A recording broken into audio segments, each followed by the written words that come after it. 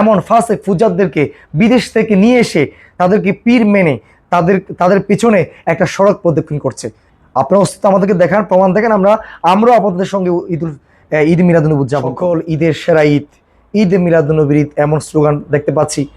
এবং কেউ কেক কাটছে, কেউ ডিজে গান বাজিয়ে জুলুস করছে, কেউ ঢুল তাবলা তালে তালে নাচছে। এটা কিভাবে ঈদ মিলাদুন্নবী হয়? আসসালামু আলাইকুম রহমতুল্লাহি ওয়া বারাকাতুহু। সিরাতুন্নবী, মিলাদুন্নবী নাকি ঈদ মিলাদুন্নবী, আপনি কোন পক্ষের? নাকি আপনি নবীর দুশ্মন, আপনি ওহাবি, না অন্য কিছু?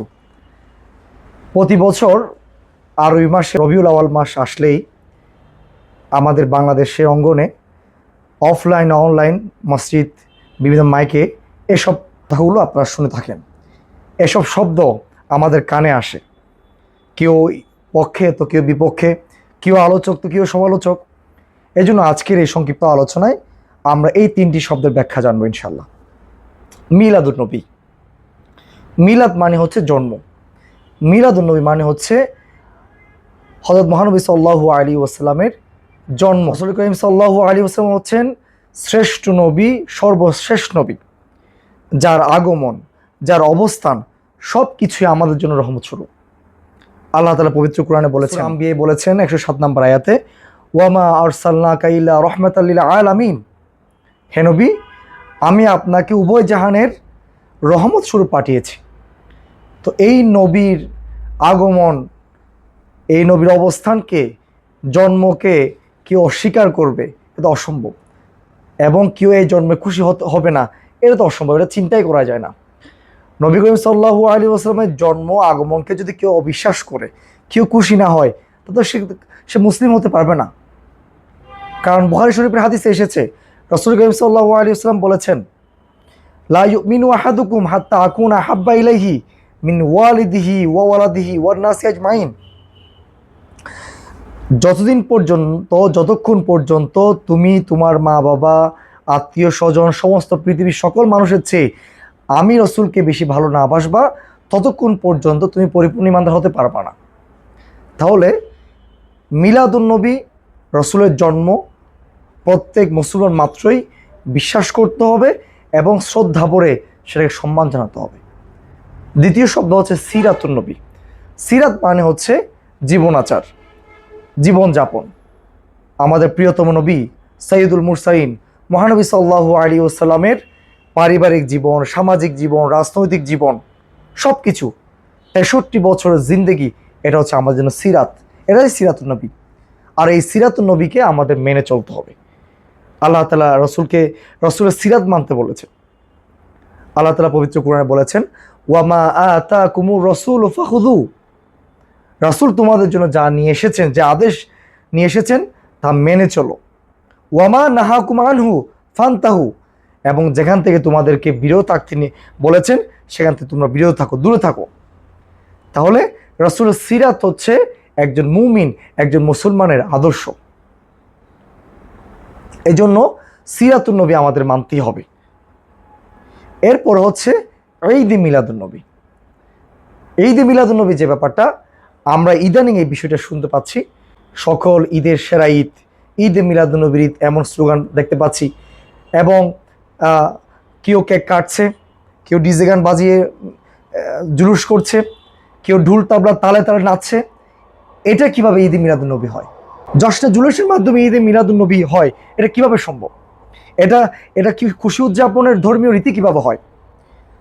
এই ব্যাপারে যারা বেরলভী উলামায়ে কেরাম আছেন তারা বলেন, এটা বেদাত হবে না যদি মসজিদ, মাদ্রাসা, যে কোনো কাজ যদি বেদাত হয়, এটা তিক্তদ্রুপ একটা বেদাত। এটা আসলে বেদার ব্যাখ্যা না।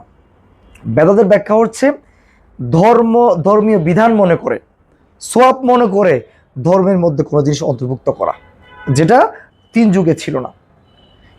এখানে একটা বিষয় ক্লিয়ার করি, রাসূল করিম সাল্লাল্লাহু আলাইহি ওয়াসাল্লামের ঈদে মিলাদুন্নবী নিয়ে আমাদের আপত্তিটা কোন জায়গায়? রাসূল করিম সাল্লাল্লাহু আলাইহি ওয়াসাল্লাম যখন মদিনায় এলেন, তারপর সাহাবীগণের মধ্যে দেখলেন ওই সময় যে পরিবেশ ছিল আরবে, তখন তারা একটা ঈদ পালন করছেন। রাসূল করিম সাল্লাল্লাহু আলাইহি ওয়াসাল্লাম জিজ্ঞেস করলেন, এই 2 দিন কি, এই যে খেলাধুলা করছে? তারা বললেন, হে রাসূল, এটা হচ্ছে জাহেলি যুগ থেকে চলে আসছে। তো রাসূল করিম সাল্লাল্লাহু আলাইহি ওয়াসাল্লাম বলেছেন, আবু দাউদ শরীফের 1134 নম্বর হাদিসে এসেছে, ইন্নাল্লাহা কদ আবদালাকুম বিহিমা খায়রাম মিনহুমা। আল্লাহ তাআলা এই দুটি দিনের পরিবর্তে বেটার বেস্ট তোমাদেরকে দুটি উদযাপনের দিন দিয়েছে, ইয়ৌমাল আদহা, ইয়ৌমাল ফিত্র। একটা হচ্ছে ঈদুল আজহা, একটা হচ্ছে ঈদুল ফিত্র।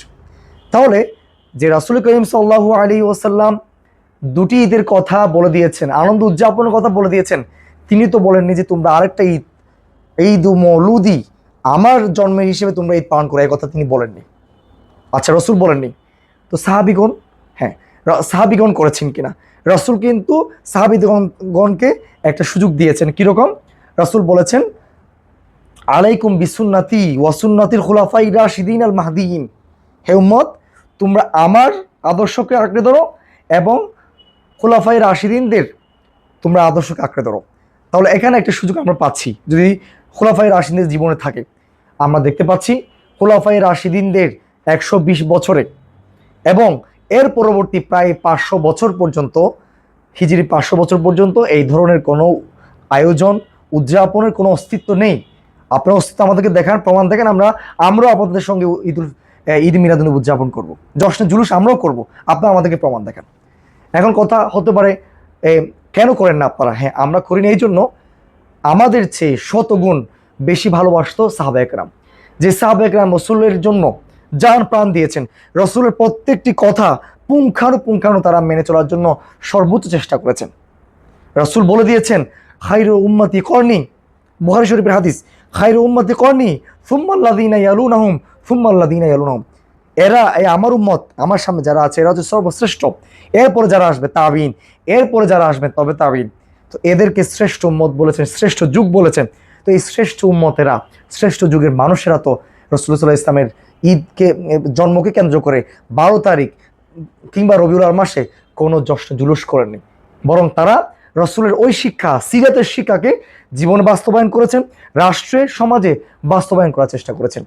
আজকে আমরা দেখতে পাচ্ছি যে যাদের মধ্যে রসুলের সিরাত নেই, সুন্নাহ নেই, এমন ফাসেক ফুজারদেরকে বিদেশ থেকে নিয়ে এসে তাদেরকে পীর মেনে তাদের পিছনে একটা সড়ক প্রদক্ষিণ করছে।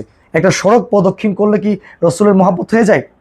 যেখানে ফরজ নামাজের কোনো গুরুত্ব নেই, যেখানে মানুষ নামাজ ঠিক মতো পড়ছে না, যেখানে যাওয়ার পথে মানুষ ডিজের মাধ্যমে সাউন্ড বক্স বাজিয়ে বাজিয়ে নেচে নিয়ে যাচ্ছে, এটা কিভাবে ঈদ মিলাদুন্নবী হয়? এটা তো মিলাদুন্নবীর নামে, ইশকে রসুলের নামে, এটা তো গুস্তাখি রসুল হচ্ছে। এর জন্য আমরা সবাইকে বলবো, আমরা কারো দুশ্মন না, আমাদেরকে ভুল বুঝবেন না। আমরা রসুলকে ভালোবাসি, আমাদের বিশ্বাস আপনার রসুলকে ভালোবাসেন, কিন্তু আমাদের কথা হচ্ছে ভালোবাসাটা সাহাবীদের মতো হোক।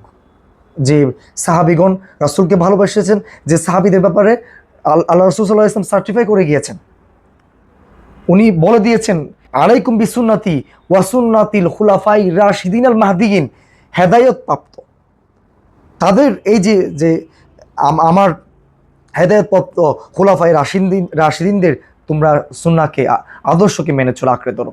এখন আমাদের কথা হচ্ছে, একজন যদি খাঁটি মুসলমান আমরা হতে চাই, তাহলে আমাদের উচিত সিরাতকে সিরাতের মতো করে মানা এবং মিলাদকে মিলাদের মতো করে মানা। এই দুইটা বিষয় যদি আপনি সঠিকভাবে মানতে চান, এখানে ঈদ মিলাদুন্নবীর কোনো স্থান নেই। আসলে বিষয়টা বুঝতে পেরেছেন? আল্লাহ তাআলা আমাদের সবাইকে সহিহ হাদিস, সহিহ সুন্নাহ, রাসূলের সিরাত অনুযায়ী যথাযথভাবে মানার তৌফিক দান করুক। আসসালামু আলাইকুম ওয়া রাহমাতুল্লাহি ওয়া বারাকাতুহু।